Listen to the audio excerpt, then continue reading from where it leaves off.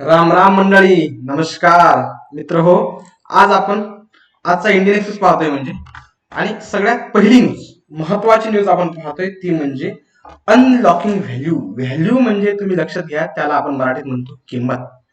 आता आपल्याला कशाची किंमत अनलॉक करायची? अनलॉक म्हणजे उघडणे. तर लक्षात घ्या की या वर्षीचा जो बजेट मांडलाय, कुठला बजेट? 2000 जो 21-22 बजेट आहे, निर्मला सीतारामन यांनी मांडला, त्याला इन्फ्रास्ट्रक्चर बजेट असं म्हणतात. म्हणजेच काय, तर या बजेटमध्ये उर्वरित क्षेत्रापेक्षा इन्फ्रास्ट्रक्चरवर जास्त भर दिलाय. आणि पुढील एका वर्षात पायाभूत सुविधांचा जितक्या जास्तीत जास्त त्याची वाढ करता येईल, विकास करता येईल, यासाठी सरकारनं जवळपास ministry of road and infrastructure या मंत्रालयाचं जे बजेट आहे ते जवळपास 30% वाढवलंय. म्हणजे अगोदर त्यांना काहीतरी, म्हणजे मागच्या वर्षी त्यांना काहीतरी 92,000 कोटी भेटले होते. आता त्या आज त्यांना यावर्षी काहीतरी मला वाटते 1,18,00,000 कोटी भेटलेले. म्हणजे ठीक आहे, समजते तुम्हाला? Okay, good. आता आपण बघूयात की जेव्हा सरकार असं म्हणतं की आम्हाला इन्फ्रास्ट्रक्चरवर इन्व्हेस्टमेंट करायची, तर पैसा कुठून उभा राहणार आहे किंवा नेमकी त्याच्याची स्ट्रॅटेजी काय? तर सगळ्यात पहिले 3 प्रॉंग्ड स्ट्रॅटेजी म्हणजे 3 रचना इस्टॅब्लिश करणार आहे आपण. पहिलं आहे तुमचं न्यू डेव्हलपमेंट फायनान्स इन्स्टिट्यूशन. बघा, इन्फ्रास्ट्रक्चरकडे एक व्यवस्थित नजरेतनं एका विंडो मधनं पाहायसाठी आपल्याकडे नजरच नाही यायची. म्हणजे इन्फ्रास्ट्रक्चरचं काम कोण करतंय? तर फक्त आपलं जे ministry of road and transport आहे किंवा मग एअरपोर्ट ऑथॉरिटी ऑफ इंडिया वगैरे आहे, ह्या सगळ्या काम करतात. मात्र ही जी रचना आहे, एक शिस्तबद्ध पद्धतीनं, रचनाकार पद्धतीनं व्हायला पाहिजे. याच्यासाठी काय करतोय आपण? तर एक इन्स्टिट्यूशन स्थापन करतोय, तिचं नाव आहे DFI. साठी अत्यंत महत्वाचं आहे. नेक्स्ट, दुसरा काय पॉइंट आहे आपला? आपण मॉनिटाईज करतोय आपल्या पब्लिक सेक्टर असेट्स.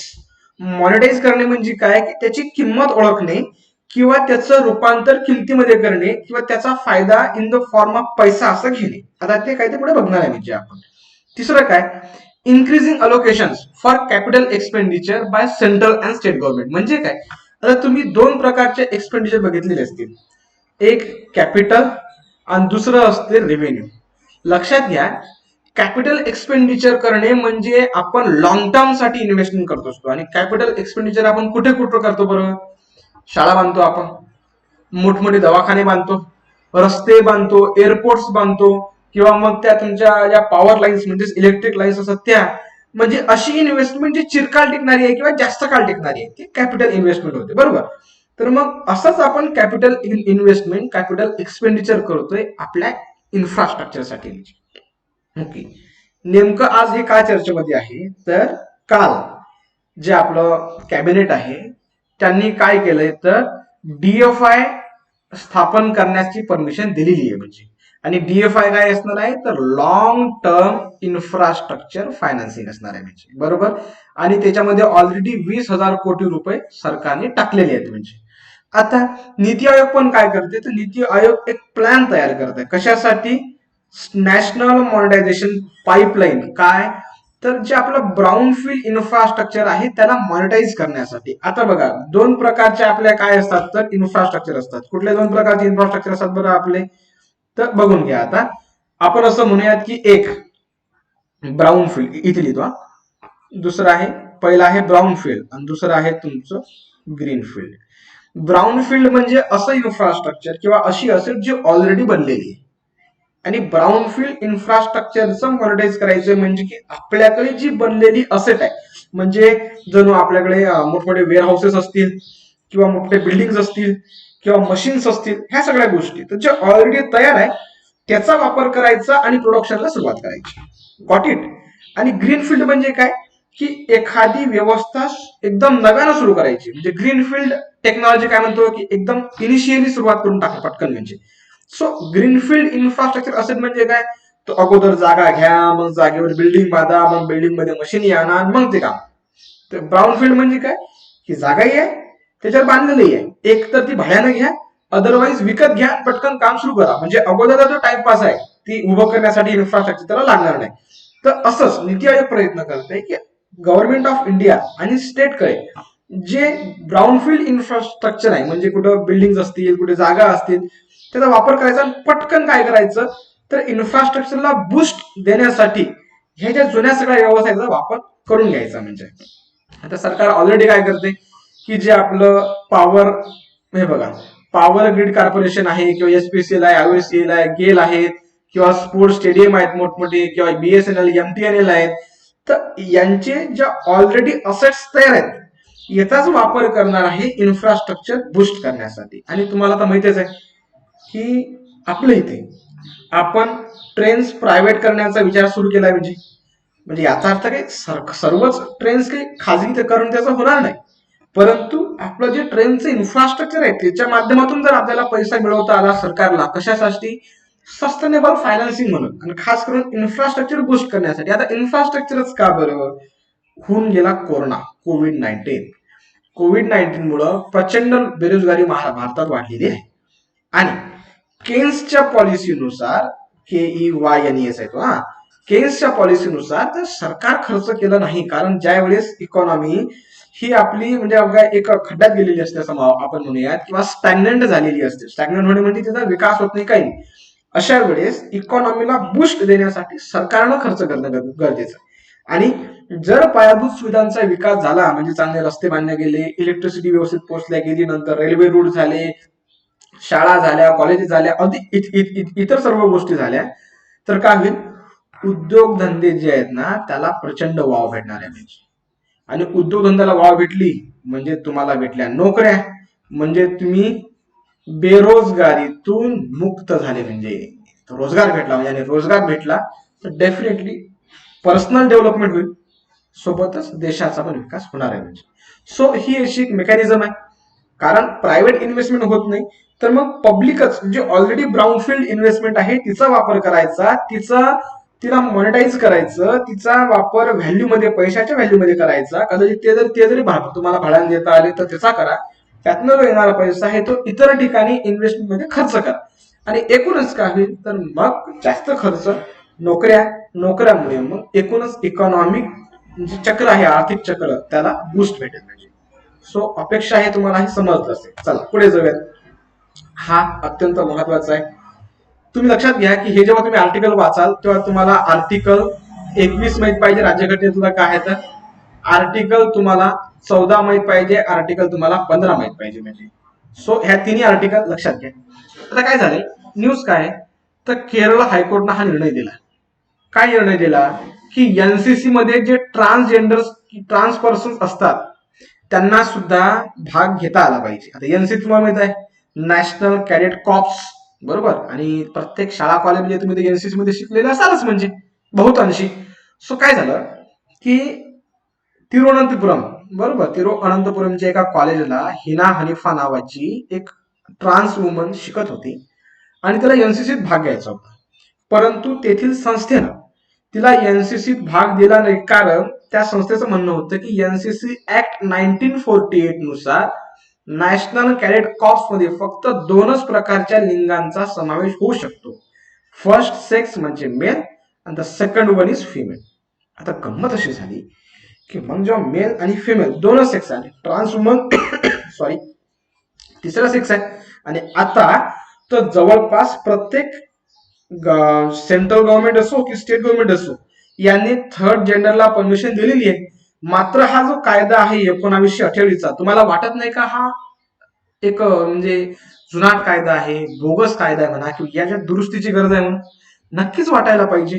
मग काय झालं की बघा, हे काय म्हणतं की we cannot take recourse provision of 1948 enactment, म्हणजे असं हायकोर्ट म्हणतं की 1948च्या कायद्याचा 2021 मध्ये आम्ही अंदाजच घेऊ शकत नाही, आणि 2021 मध्ये 1948 ची रियालिटी कशी काय दिसेल बरं. म्हणजे सो डेफिनेट त्यात चेंजेस होण्याची गरज आहे. म्हणजे म्हणून मग 2014 साली जो नालसा ही जी संस्था आहे, NALSA versus union of India, या जजमेंटमध्ये सुप्रीम कोर्टानं मान्य केलं ट्रान्सजेंडर पर्सन्सचे राईट्स, म्हणजे तिसरं जेंडर असलं पाहिजे, त्यांना विशेष राईट्स आहेत, असं नालसा जजमेंट 2014.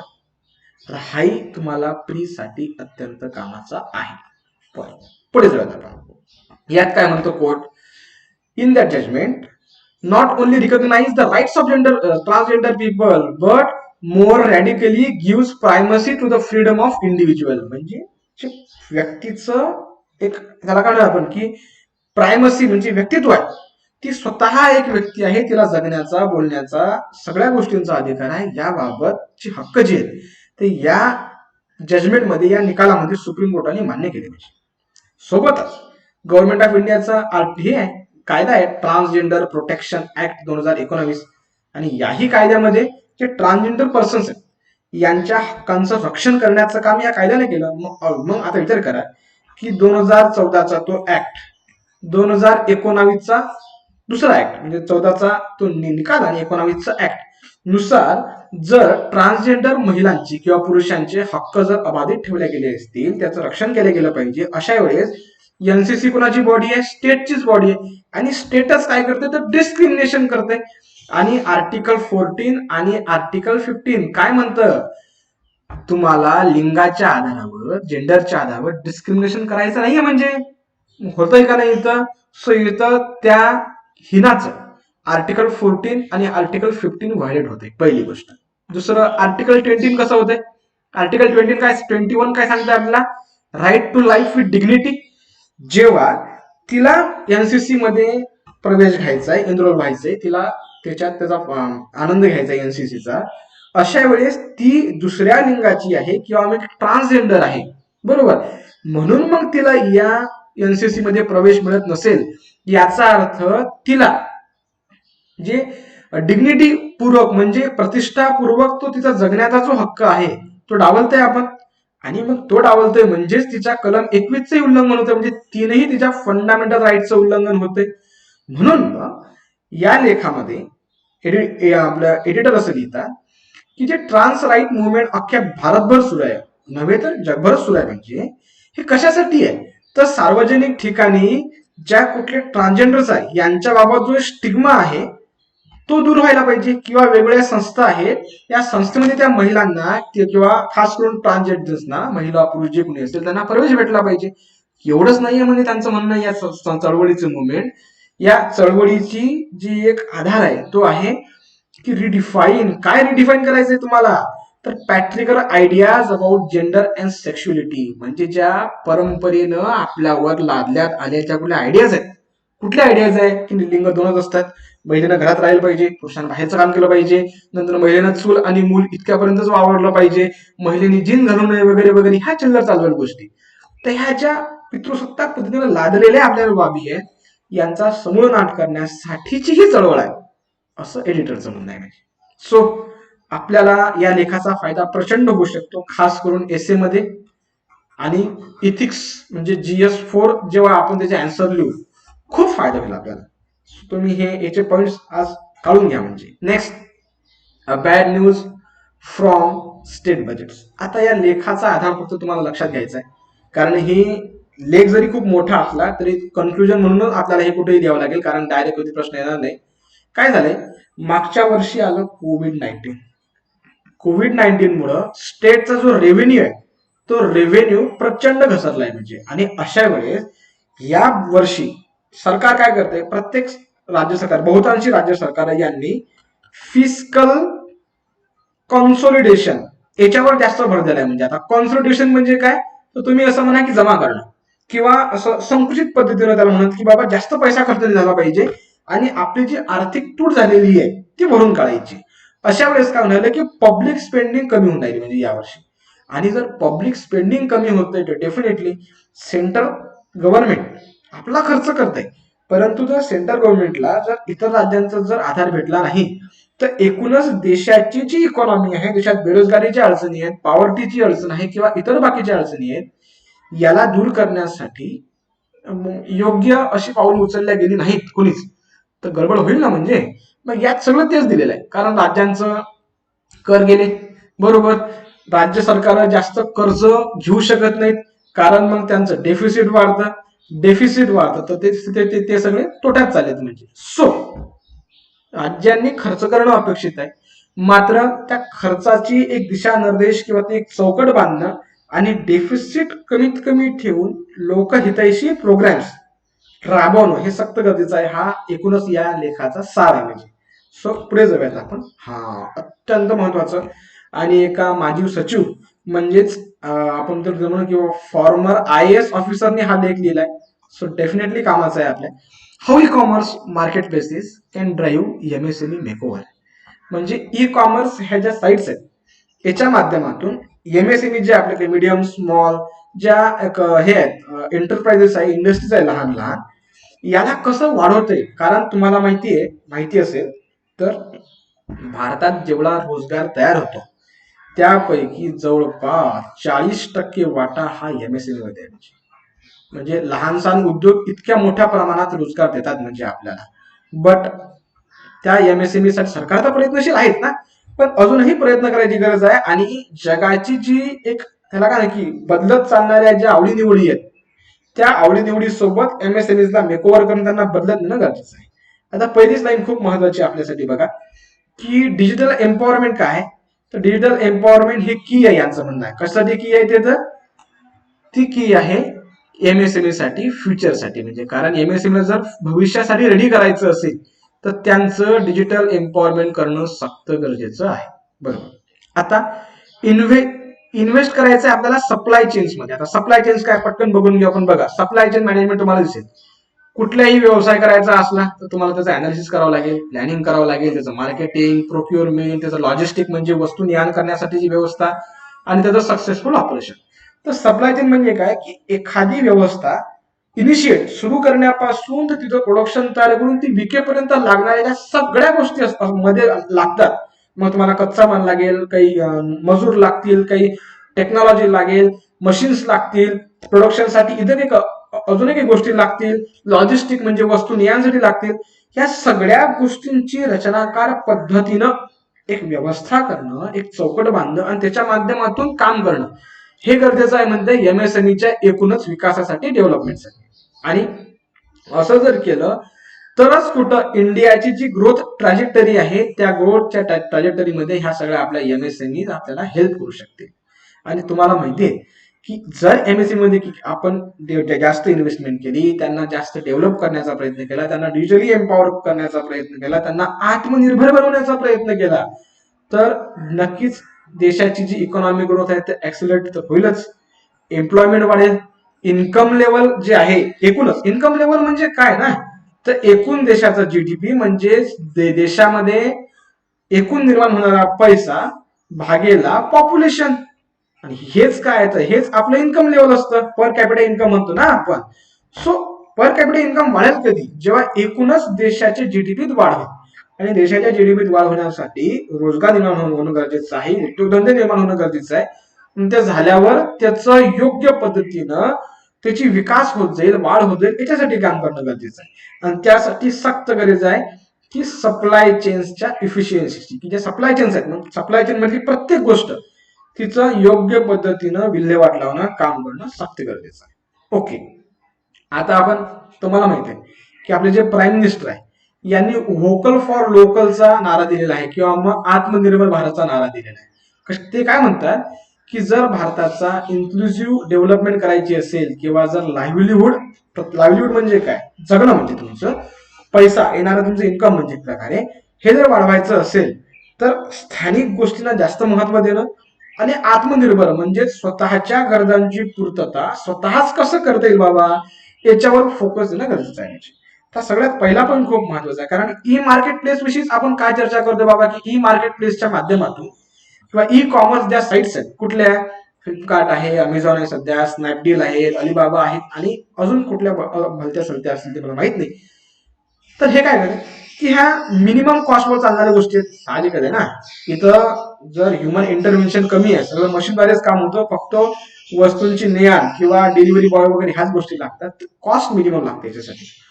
इनोव्हेशन प्रचंड होते याच्यामध्ये. बघा, तुम्हाला फ्लिपकार्टमध्ये तुम्हाला कॉइन्स भेटतात, बरोबर, नंतर अमेझॉन मध्ये तुम्हाला काहीतरी व्हाउचर्स वगैरे भेटतात, डिस्काउंट वगैरे भेटते. सो अशा पद्धतीच्या इनोव्हेटिव्ह आयडियामुळे लोक ऑनलाईन जास्त खरेदी करायला लागली. आणि तुम्हाला माहिती आहे की आजकाल आपण कुठलंही घ्यायचं असलं, साधं टी-शर्ट ते सुद्धा आपण ऑनलाईन घेतोय, बरोबर. सो मग मिनिमल कॉस्ट, इनोव्हेशन अँड इन्व्हेस्टमेंटच्या आधारे एमएसएमईज ला प्रचंड बळ देता येईल. म्हणजे कोण देऊ शकते हे, तर हे सरकार देऊ शकतं, ही खासगी व्यवस्था देऊ शकते. म्हणजे आणि इव्हन ज्या टियर 2 टियर 3 टाउन्स आहे, म्हणजे तुम्ही असं म्हणा की मेळघाट इथे ते आदिवासी लोक जर विशिष्ट प्रकारच्या काही वस्तू बनवत असतील, तर ई कॉमर्स मार्केट प्लेसच्या माध्यमातून त्या वस्तू मेळघाट पासून तर मुंबईपर्यंत नव्हे, तर तुमच्या पश्चिम बंग वेस्ट बेंगॉल पर्यंत किंवा भारतातल्या कुठल्याही कोपऱ्यात अगदी कमी पैशात अगदी सहज पद्धतीने पाठवल्या जाऊ शकतात. आणि तो जो एक दुर्लक्षित घटक आहे किंवा ज्या काय अत्यंत कमी पैशांवर चालणाऱ्या अशा एमएसएमईज आहे, त्यांना खूप मोठी मार्केट ओपन होऊ शकते. आणि हेच तर हवंय आपल्याला. मॅडमला काय लिहायचं या आय एस ऑफिसरला, तेच लिहायचंय की या एमएसएमईज ला एक मोठी मार्केट प्लेस ओपन करून द्या. म्हणजे सो बघा, आता यात काही हर्डल्स आहेत. म्हणजे कशात, ई कॉमर्स सेक्टरमध्ये किंवा अडचणी आहेत, किंवा ई कॉमर्सच्या माध्यमातून एमएसएमईज ला कसं वर्णायचं. सगळ्यात पहिली अडचण काय आहे, तर की ईज ऑफ डुईंग बिझनेस जो ऑनलाईन व्हायला पाहिजे एमएसएमईचा, तो अजून झालेला आपल्याला दिसत नाही. कारण बघा की ज्या ऑफलाईन दुकानं असतात ना, या ऑफलाईन दुकानवाल्यांना 40 लाखांपर्यंत काहीतरी काय असते, तर जीएसटी एक्झेम्पशन आहे. म्हणजे पण मग ते ऑफलाईन साठीच आहे. आता ऑनलाईन स्टोअर कुठं एका ठिकाणी असतं काय, म्हणजे असं असं झालं की अमेझॉनचं काय फक्त महाराष्ट्रातच स्टोअर थोडी आहे काही, किंवा त्यांचं एक फिजिकल प्रेझेन्स आहे का महाराष्ट्रात आहे, त्यांचं गुजरातमध्ये आहे, वरती हरियाणामध्ये आहे. सो मग जे ह्या ज्या ई कॉमर्स साईट्स आहेत किंवा मग ई कॉमर्सच्या माध्यमातून उद्योग करणारी जी सगळ्या व्यवस्था आहेत ना, त्यांना एक्झेम्पशन भेटत नाही 40 लाखांपर्यंत. कशासाठी, तर जीएसटी मध्ये इंट्रास्टेट सप्लाईज मध्ये. सो ही एक सगळ्यात मोठी अडचण आहे. म्हणजे दुसरी अगदी महत्वाची गोष्ट आपण म्हणूया त्याला, की गव्हर्नमेंटनं काय एक गव्हर्नमेंटचं काय धोरण आहे, की बाबा तुम्ही आम्हाला सांगा की तुमचं प्रिन्सिपल प्लेस ऑफ बिझनेस कुठे आहे. आता तुम्ही सांगा, ई कॉमर्स फ्लिपकार्ट की फक्त महाराष्ट्रात नाही, की फक्त गुजरातमध्ये नाही, की कुठं तुमच्या आंध्रात नाही, उर्वरित सगळे भारतातच आहे. मग अशा वेळी त्यांना फिजिकल प्रेझेन्स दाखवावा लागतो. अदरवाईज त्याच्यावर मग टॅक्सेशन आणि बाकीच्या पॉलिसीचं जास्त प्रेशर असतं. परंतु या ई कॉमर्स साईट्सना कुठलंही फिजिकल प्रेझेन्स दाखवता येत नाही एका ठिकाणी, कारण त्यांचं ऑल ओव्हर द वर्ल्ड किंवा ऑल ओव्हर द इंडिया असा बिझनेस पसरलेला असतो. म्हणजे सो ह्या गोष्टी जास्त चर्चेला जाणं सक्त गरजेचं आहे. नंतर आपण पाहतोय म्हणजे की इन्फ्रास्ट्रक्चर. आता हे हे तर प्रत्येक ठिकाणी असतं ना. इन्फ्रास्ट्रक्चर म्हणजे काय, तुम्ही त्यांना डिजिटल इन्फ्रास्ट्रक्चर द्या, बरोबर. सोबतच तुम्ही हे जे नॅशनल लॉजिस्टिक पॉलिसीज आहे, म्हणजे वस्तूची ने आण करण्याची, त्यामध्ये या एमएसएमईज ला कसं सामावून घेता येईल ते केलं पाहिजे. नंतर एमएसएमईज ला जी आधुनिक ई कॉमर्सची टेक्नॉलॉजी आहे, ती त्यांना शिकवण्यासाठी वेगवेगळ्या एक्सपर्टीजच्या माध्यमातून वेगवेगळे प्रोग्राम्स किंवा मग अवेअरनेस कॅम्प किंवा सेशन्स हे आयोजित केले पाहिजे, की जेणेकरून काय होईल, की जे कशा पद्धतीने बाबा ऑनलाईन जेव्हा आपण विकतो ई कॉमर्स साईटवर, आपण फोटो कसे टाकले पाहिजे, किंवा कॅटलॉगिंग म्हणजे त्याच्या वस्तूंची माहिती कशी दिली गेली पाहिजे की लोक अधिक आकर्षित होतील. या सगळ्यांचं डिटेलिंग होणं जरा जास्त गरजेचं आहे. म्हणजे ओके, सो चला पुढे जाऊयात. सगळ्यात महत्वाची गोष्ट मग तुम्हाला सांगू एक, तर हे तुमची स्किलिंग. ई कॉमर्स साठी या एमएसएमई ला स्किलिंग देणं गरजेचं आहे बाबा. आणि अजूनही महत्वाची गोष्ट, की या ई कॉमर्स साईटच्या माध्यमातून आपल्या जे एमएसएमईचं उत्पादन आहे ते जास्तीत जास्त एक्सपोर्ट कसं करता येईल यावर भर देणं गरजेचं आहे. आणि त्या एक्सपोर्टसाठी ज्या आंतरराष्ट्रीय व्यवस्था असतील किंवा मग सेज आहे, म्हणजे स्पेशल ते एक्सपोर्टिंग झोन आहेत वगैरे, किंवा मग टायअप जर करता आला आपल्याला खाजगी संस्था आणि सरकारी संस्था वगैरे, याच्या माध्यमातून जर भारताचा माल आंतरराष्ट्रीय पातळीवर नेता आला, तर डेफिनेटली जर मोठी मार्केट प्लेस ओपन झाली तर उत्पादन वाढवावं लागेल. इकडे उत्पादन वाढलं तर नक्कीच सेलिंग जास्त झालं तर फायदा कोणाला होईल, देशाला होईल, आपल्या एमएसएमईला होईल, रोजगार वाढायला होईल. त्याच्यामुळे एकूणच काय होईल, देशाचं अर्थचक्र, देशाची सगळी व्यवस्था एकदम म्हणजे फुलून जाईल. म्हणजे सो काय गरज आहे, तर एक सगळ्यात पहिले पॉलिसी फ्रेमवर्क गरजेची आहे ई कॉमर्स एक्सपोर्टसाठी, की बाबा एक्सपोर्ट कसं होईल, आणि एक्सपोर्ट करण्यासाठी ज्या लागणाऱ्या स्कीम्स, मग त्याला जर तुम्ही काहीतरी त्यांना मुभा वगैरे देत असाल कुठल्याही प्रकारचे, तर ते तुम्हाला देणं गरजेचं आहे. आपण तर सांगितलंच ना तुम्हाला की अवेअरनेस सक्त गरजेची आहे. सोबतच एंड टू एंड डिजिटायझेशन, म्हणजे जो व्यक्ती विकणार आहे, मग तो मेळघाट मधला असो की तुमचा सुंदरबन मधला असो की इकडचा निलगिरी पर्वतातला असो, कुठला का असे ना तो, एका जम्मू काश्मीरच्या वरती त्या लडाख मधला असो, तिथून तर विकणाऱ्या म्हणजे जो विकणारा आहे आणि जो खरेदीदार आहे या सगळ्यांमध्ये ही जी चेन आहे, सप्लाय चेन आणि end to end digitize structure, ते होणं सक्त गरजेचं आहे. आणि आपली जी फॉरेन ट्रेड पॉलिसी आहे त्या फॉरेन ट्रेड पॉलिसीमध्ये आपण जे वरती सगळे इश्यूज डिस्कस केलेले आहेत त्या इश्यूजवर काम होणं गरजेचं आहे. खास करून एमएसएमईला ई कॉमर्सशी जोडणं आणि त्याच्या माध्यमातून एमएसएमईचा विकास घडवून आणणं आणि एकूणच जीडीपी मध्ये त्यांचा वाटा वाढवणं आणि एकूणच आपलं जे एक पर कॅपिटल इन्कम आहे देशाचं ते वाढवण्यासाठी प्रयत्न करणं, प्रयास करणं. सो हे आजचं डिस्कशन होतं. पक्ष आहे, तुम्हाला आवडलं असेल. आजचं महत्वाचे इश्यूज आपण डिस्कस करून घेतले. बाबा ई कॉमर्सच्या माध्यमातून एमएसएमईला कसं मेकओव्हर करता येईल, कसं वाढवता येईल, समजलंय तुम्हाला. नेक्स्ट हे आहे की स्टेट बजेटमधनं काही बॅड न्यूज आल्यात, तुम्हाला एक ओळीसाठी आज कन्फ्युजन म्हणून कामाचं आहे. नंतर जेंडर नो बार म्हणजे हे किती म्हणावं त्यापेक्षा फारच इम्पॉर्टंट आहे म्हणजे आजचं, आणि तुम्हाला आता कुठेही लिहिता येईल म्हणजे हे केरळ हायकोर्टचं डिसिजन.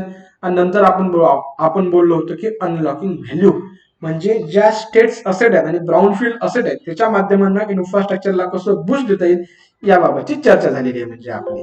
सो मला असं वाटतं की तुम्हाला समजलं असेल, आवडलं तर चॅनल नक्की शेअर करा, सबस्क्राईब करा, मित्रांना सांगा, आणि जर काही कमतरता असतील तर नक्की सुचवा म्हणजे तसं. धन्यवाद.